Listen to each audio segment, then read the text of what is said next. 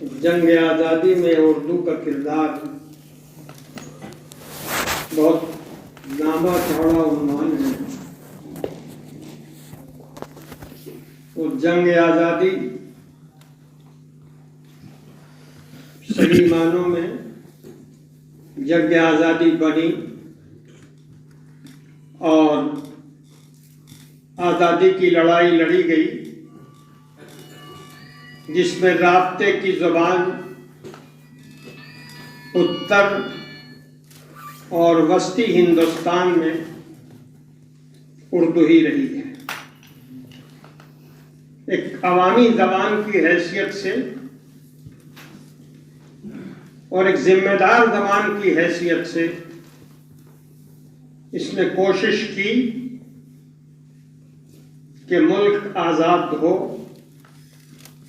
इसके शायरों ने, अदीबों ने, मुसन्निफों ने, सहाफ़ियों ने और सबसे बढ़कर उलमाए किराम ने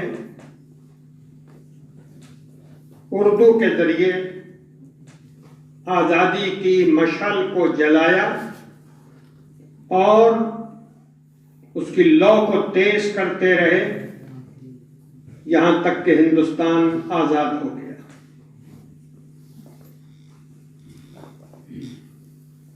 आज़ादी के इस लंबे चौड़े ज़माने में जब आज़ादी की जंग हो रही थी,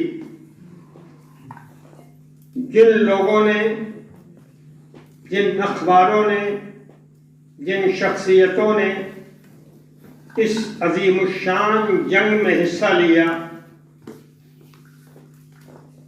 उनका तज़किरा अभी आपने बहुत तफसील के साथ सुना है। लेकिन ये तफसील सही मानों में बहुत मुख्तसर है। अगर इसकी तारीख लिखी जाए तो ये तफसील बहुत लंबी होगी, मगर हमारी कमजोरी है और बड़ी कमजोरी है कि हम लोग बीते कल को ठीक से याद नहीं रखते हैं। हमारे मोहतरम प्रोफेसर सफदर इमाम कादरी साहब ने फ्रांस में मुजाहिदीन आज़ादी की कब्रों का तज़किरा किया और ये सबक सिखाया हम सबों को कि जो सूरमा हैं, जो माहिरीन हैं, जिन्होंने आज़ादी की तरह रखी, जिन्होंने आज़ादी का चिराग रोशन किया, जिन्होंने आज़ादी हासिल की, उन्हें याद रखा जाए और उनकी अज़मत को दिल में भी रखा जाए और सरजमीन पर भी सजाया जाए। उर्दू ने इस ज़माने में जो आज़ादी का ज़माना रहा है, जो खिदमत अंजाम दी है, उससे इनकार किसी को नहीं है, मगर इक़रार भी अब बहुत मुश्किल से हो रहा है, बहुत मुश्किल से हो रहा है। ये बात सदमे की नहीं है, ये बात हमें एहसास दिलाती है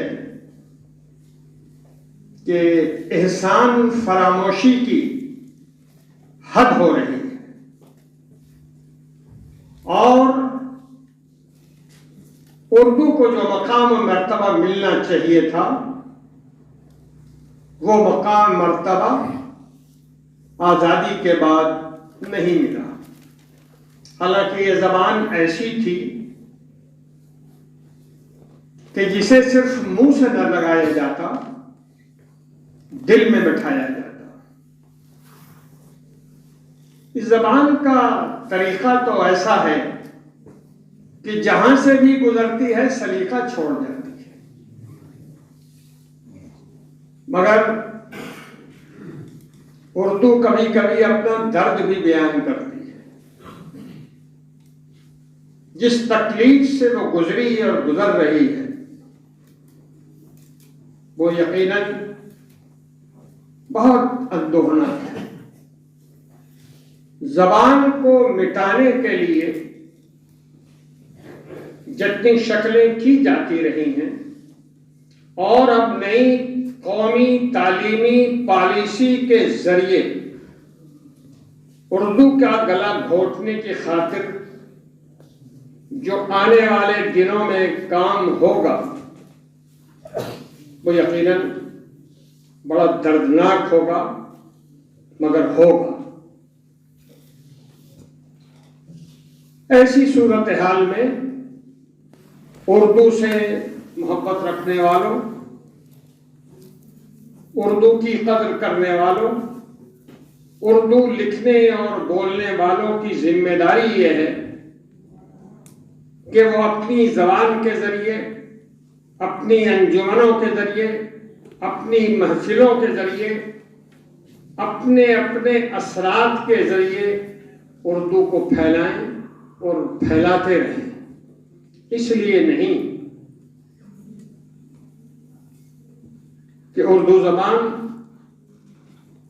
आज़ादी की लड़ाई की ज़बान है, बल्कि इसलिए कि फराग गोरखपुरी की ज़बान में हम उर्दू को सीखना चाहते हैं, सिखाना चाहते हैं, इसलिए कि हमारे बच्चे ड्राइंग रूम में बातचीत करने का सलीका रखें। ये तहजीब, ये सलीका, ये शाइस्तगी, ये ज़बान का निखार और ज़बान से किसी दिल को समेट लेने की ताकत जो उर्दू में है, मैं पूरी बसीरत के साथ कहता हूं दुनिया की किसी ज़बान में नहीं है।